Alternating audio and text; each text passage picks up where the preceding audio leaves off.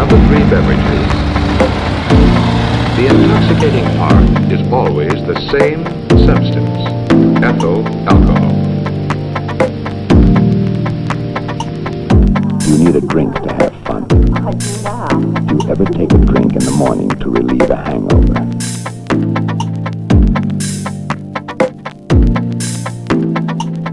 The more alcohol that reaches the liver at one time, the more alcohol goes on to the heart unchanged. As long as... Hi, welcome to the Field Alcohologist. This is our first podcast that deals with prevention as an issue. And I'm here with friend and colleague, Marian Novak. Hello. Marian and I have worked together for a number of years on some of my past research projects.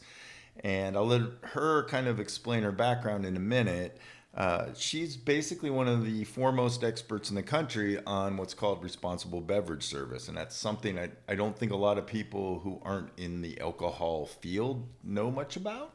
So we're going to have a little discussion about what Responsible Beverage Service, or RBS, is, how you can stay safe when you're out drinking in a bar or restaurant, and what bars and restaurants can do to keep their patrons safe. So with that, Marian, welcome. Hello, everyone. I'm Marian Novak, and I'm so happy to be here. I've been in this field since 1991, and real quickly, I got into this field as a college student, and of course, I put myself through school waiting tables, which I absolutely loved, and I was a cocktail server in a restaurant here in San Diego, and it's interesting how things have changed, because in 1986, we used to get rewarded if we sold $1,000 worth of alcohol a night, and if we did $1,000 worth, we got a $50 gift certificate for dinner.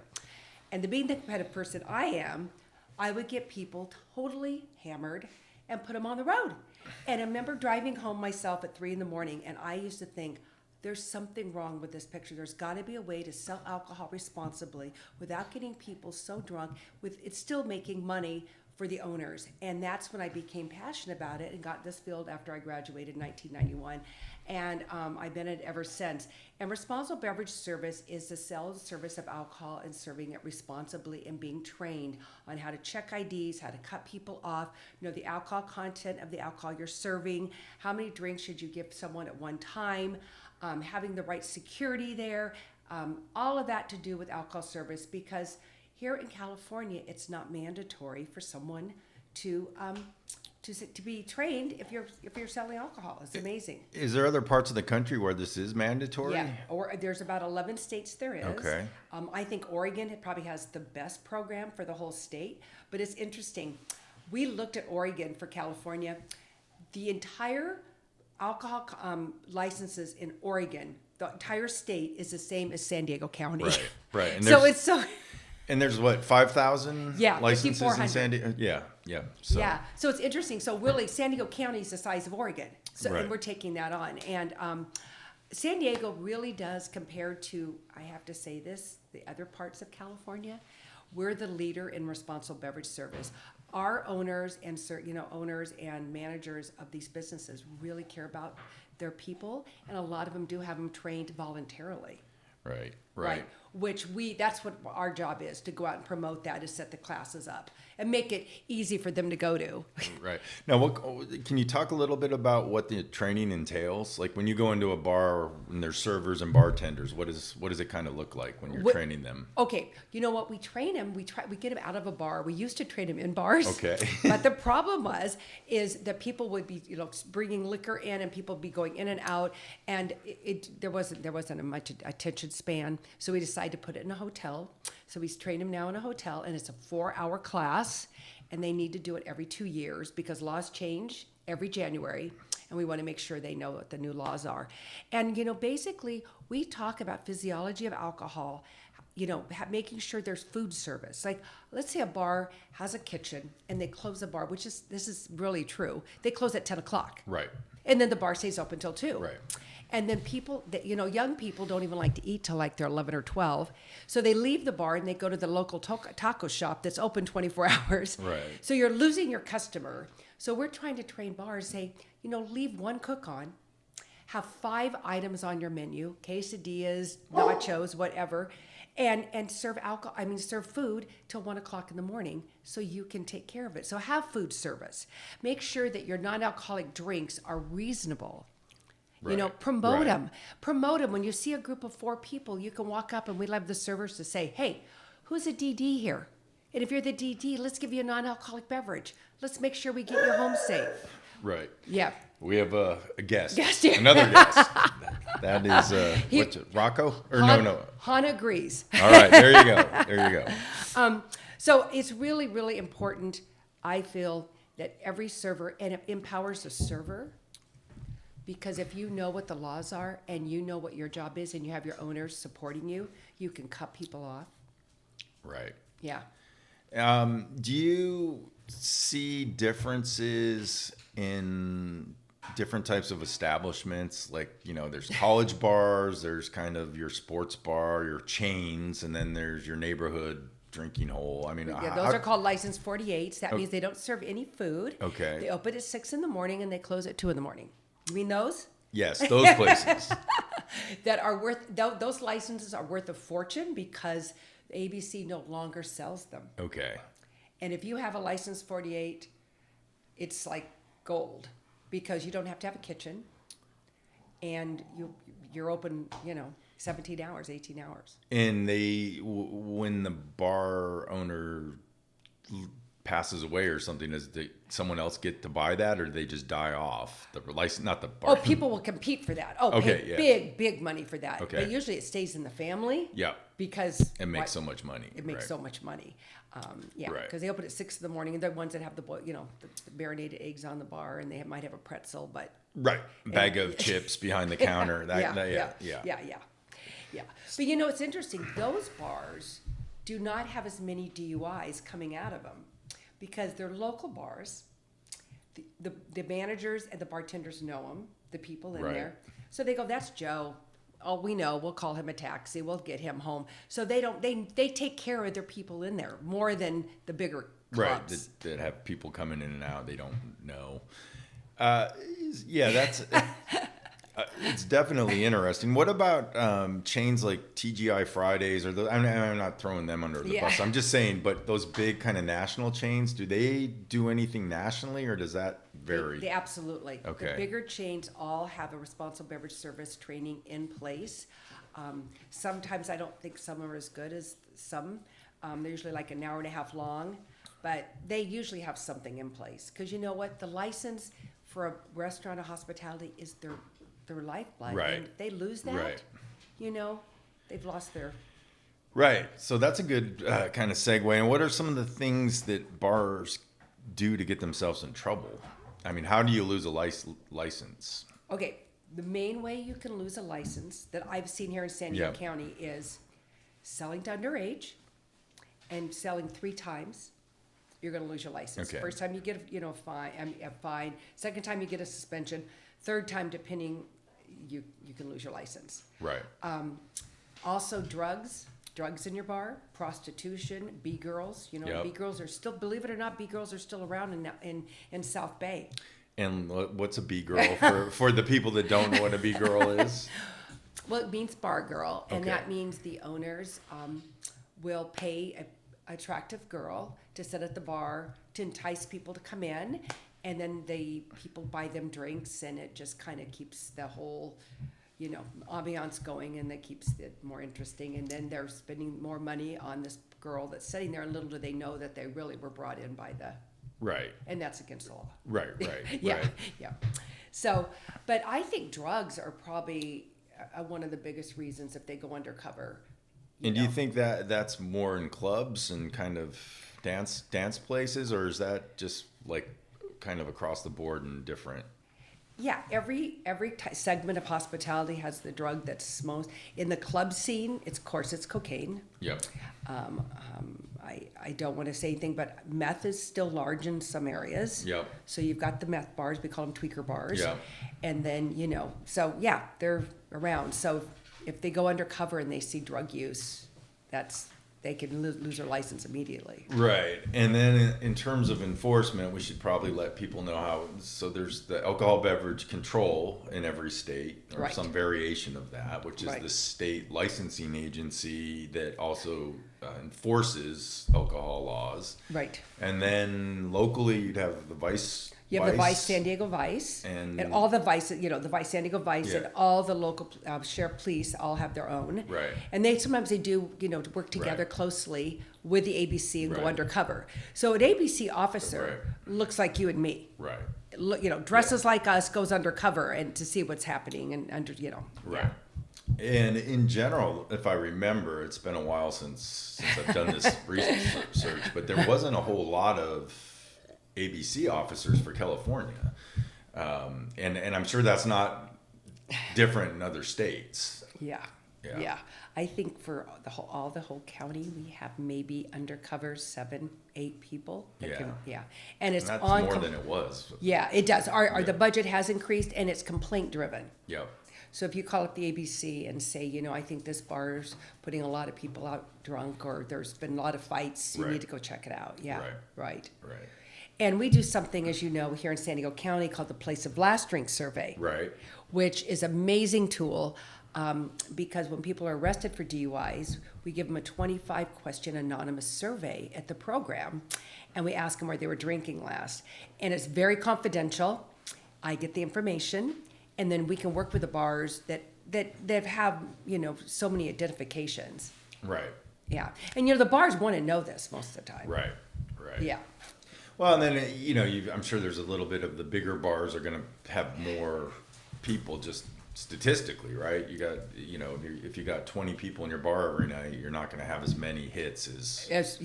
If you're a big club. Yeah. And what happened to recently, as you know, about 2 years ago, a big club here in San Diego, Camp Middleton Marine, was drinking there at 21 years old, was extremely intoxicated. They tried to tell him you couldn't drive. The owners, the managers, the security, and his friends said, do not drive out of this car, because they knew how intoxicated he was. They probably should have said, if you get in the car, we're going to call the police. But they didn't, and they let him drive off, and he went the wrong way on 163. He hit 5 UCSD medical students who just graduated straight on. Ooh. 2 were killed immediately. 2 were severely hurt. 1 was hurt. The other one was hurt too. But the UCSD medical students that graduated, they got together with Lorena Gonzalez, Assemblywoman, and said, we want the state of California to have responsible beverage service for the entire state. So anyone that serves alcohol must be trained. And they took it all the way up, and it got passed. So in 2021, we're going to have to train over 1 million servers in California. Wow. Yep. That's is this when I hear these kinds of policies, it's great. You just want, is it an unfunded mandate though? Is there actually they're going to have the state? How's the state going to? The state isn't going to fund it. Oh, the bars have to pay. No, you and I have to pay if I was a server. Okay. Okay, so we're opening up to private enterprise. I got it. So I could become a responsible beverage service trainer if I wanted to be. Right. And you would submit, it's about $3,000 to submit your curriculum to Right. get approved. Then you become approved as an instructor. And then you could take, and then you charge about $20 Ahead. ahead. Yeah. So it's going to be an open enterprise for people. That's interesting. So it's Yeah. going to be opening it up to. Yeah, that's fascinating. So, Yeah. Well, we have to, because a Right. million people, I mean. Yeah. And so California, is there any other state that's doing anything similar that where there's going to be this free enterprise of? I know Yeah, there's Oregon does it that way too. Yep, All right. yep, Yeah. exactly. Oregon does the same thing. So, and it's also checks and balances to keep the curriculum. Every 2 years, you've got to review the curriculum. You got to make sure that they're doing a good Right. job. But the best part is there's going to be I think there's 40 question test at the end, and the alcoholic beverage control is going to do the test. So, and they're going to keep track of that. So that way the people that are instructing make sure that they stay on top of it. Right. So it's almost like you're getting a license to serve alcohol now. Yep. Yeah. It is. Like if I owned a bar, that I would say to you, if you applied for a job, I'd say, can I see a responsible beverage service card? Sure, it's like your food handler's card in a restaurant or something like that. Exactly. So it's starting next year. So it's quite a big deal. It's taken Yeah. a long time to put this through. So yeah. So Wow. I'm excited. Hopefully the state's going to evaluate that and see what kind of impact that has on things like DUI, over service. I know, it's interesting. People are still drinking and driving now. Yeah, and it's interesting. We were having a conversation before this conversation on tape, and Marian told me, kind of surprisingly, that Uber and Lyft really haven't decreased DUI in San Diego County. Where the statistics aren't showing that yet because the DUIs are still so huge. And we're not sure. So maybe it'll come out, but maybe there's more enforcement, but we're seeing the numbers still there. And there's more fatalities, and the BACs are higher for people drinking and driving. Yeah, that's a trend actually nationally. So one of the things I've studied in the past is binge drinking, which is 5 or more drinks for a man in a 2-hour period, 4 or more for a woman. And for years we measured that. It's about, so say for college students, young adults, about 33 to 40% of the population reports doing that at least once every 2 weeks. And that percentage has stayed the same, but the BACs, blood alcohol content, of the people when they binge drink has actually increased really steeply in the last few years. Do you think it's because shots are so common now? It's hard to say. I remember going out and we do studies. We'd see people with 0.08 was the average BAC on the street around a college campus on a weekend or on a bar district. Yes. And now the last round of these studies I did back in Columbus, people were 0.2, 0.18. I know, and they're really, driving. really intoxicated. Really intoxicated. It's amazing. And we do focus groups of the DUI programs, and we talk to, and we're saying, why did you drink and drive? Yeah. And it's like, well, you know what? It's okay. Most DUIs, you drive less than 4 miles from your start to your finish. Right. So if you were in North County and you're going to Gaslamp, 90% of people are going to Uber. Right. But if you're going to Joe's Pool Hall and play some pool with your buddies, and Right. it's 2 miles away, I'm not going to get caught. I'm going to drive home. and I'm only going to have a couple beers, Yeah. and then you have more than a couple beers. Yeah. Well, yeah, I think, and this will be another episode at some point where we really kind of delve into what BAC is and how it works and how you get to a BAC that's intoxication. And there's a lot of routes there. It's not necessarily a linear thing. I know they always give you those little cards that you take your weight, your gender, and you can see how many. You can't trust those. Medication, Yep. food in your stomach, Yep. you're tired, Yep. you're emotionally drained. And They're food in all- your stomach can go either way. Yeah. So what happens in the last set of studies I did, we found that people who ate and had the motivation to get a slight buzz, if they ate before they drank, they actually ended up much more drunk than they intended, because the effect, they would drink and they weren't feeling anything because the alcohol is sitting on the food. That's interesting. And so then They keep drinking, then they go, oh my God. Yeah, and then and you talk to enough people our age, it's like, I was at the dinner table, I felt fine. The second I got up, I realized I was hammered because the endless wine glass. But Right. So that's how those things happen. So it's a very complicated issue. It is. I never even thought about that. You're absolutely right. Yeah. I know. Yeah. So DUIs are still, and females are that's increasing in the last 5 years. Yeah. So let's talk a little bit about what bars should be doing to keep people safe. Oh, yeah. You know what? I love our hospitality industry here in San Diego. I think they do a great job, and I work with a lot of different restaurants and bars. I think making sure that they check IDs well, they have great security, very good security, that they never serve more than 2 drinks at once. If you're going to order, if someone wants 2 shots and 2 beers, you say no. You constantly try to monitor people. I think you should. I definitely monitor. You should have a designated driver program in place, a really good one, and have your servers actively promoting it, and making sure that when people leave their bar, that you can, if you think they've had too much, because you don't know. People come into bars, as you and I did on that study. Right. Remember what was a BAC was 0.03 walking in. Right. So Mary and I did a study with some other colleagues. It's been about 10 years now, but we breathalyzed people going into bars. Put a little wristband on them. Had embedded observers in the bar. They would we'd know what their blood alcohol was going in. We also knew how many places they'd been to before, and on average, people had already been drinking in 2 or 3 places. Right. So it wasn't uncommon to have someone like have a drink at home when they're getting ready, then they go to the first place and have a drink or two, and then they're on to the next place. And so by the time we were catching them, they'd already had a BAC it was actually closer to 0.04. Was it? Okay. On exit of the bar, they were on average coming out at 0.08. Right. And so that change shows you in a bar, they're picking up, up to the legal Yeah, but limit. as a server, if I'm serving them, I don't know. You don't know that. I You have don't know no what idea. they So you, had yeah, before that. you're like, I remember even as a Right. server, I would serve someone 2 drinks and they were like hammered. I'm like, what? Because they were drinking before and you can't tell, and sometimes it just hits it in. So yeah. It's a complicated problem. It's complicated, but also a lot of the bars and restaurants, they'll pay for taxis. They will even make sure they'll pay for an Uber if someone doesn't have an Uber. They will make sure they'll say to someone, "I don't want you driving. You've had too much."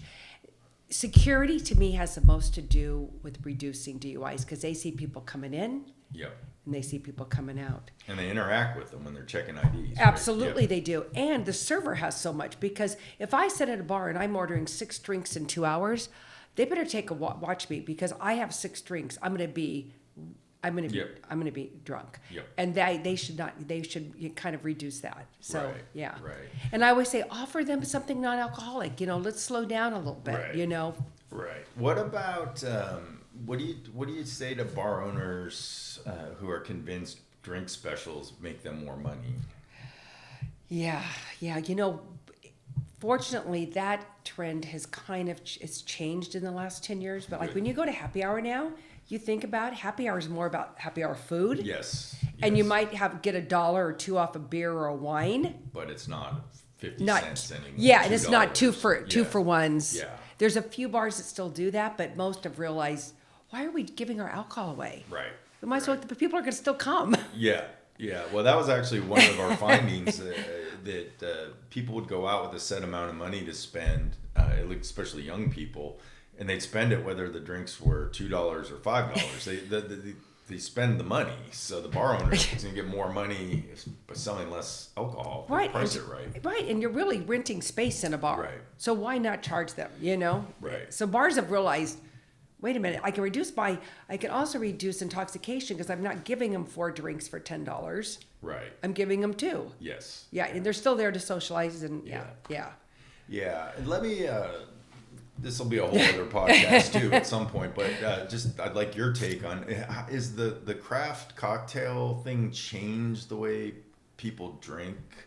And one of the kind of arguments I've heard is that people go in to savor these like really high-end mixology kinds of concoctions, and they don't pound them like you would, just a regular. Like a gin tonic or a gin soda, vodka soda, because they taste so much better. Right. They're fun. They're they're expensive. Right. So you do savor them a little bit. I think, but that's in the nicer. Right. Yeah. Right. Yeah. There's a spectrum of Yeah. drinking places. Yeah. So those, I think you're right. You go there and you might have a couple there. Right. But at the regular like bars where you have a vodka soda, people are still drinking away. And we also tell bars, they don't need to pour triples. Yeah. It's just do a shot and a quarter. That's a Right. regular, and that's what you should be doing. Because if I go out and I'm going to drink 2 drinks, I'm going to have 2 vodka sodas. I don't need two triples. Right. You're putting me at risk because I'm thinking I'm drinking 1 drink. Exactly. But Yeah. I know. I think it's interesting is the breweries now with the IPAs. High octane beer. Yeah, that's a whole other issue. And we've had several breweries on the show, and they do. It's I will say though, a lot of the breweries, if it's on premise, if you can drink at the brewery, the higher octane beers will be in smaller glasses. Yes. So they are at least not giving you a ABV 10% beer in a pint. Right. You're going to get it in a little It is, they give snifter it kind of thing, right? Right, So, right. so And they list them. Yes. They tell you right up. This is 10%. Yeah, 10%. yeah. It's an interesting. I'm sure people still get drunk on them, but it seems like it's a little bit closer to that craft cocktail thing where a lot of people are really into the taste, right? And they're trying to find these tasty notes and this is Yeah. So it's interesting. I know, it's funny. I've just seen in the last 3 years the cocktail menus. When you sit down, they have really cool cocktail menus now. So that's kind of a new trend. Right. And so we try to promote is if you have a designated driver, non-alcoholic, fun cocktail. Yeah. And have that on there. So, that way, if I had one of those and I'd say, now I'm going to have this one.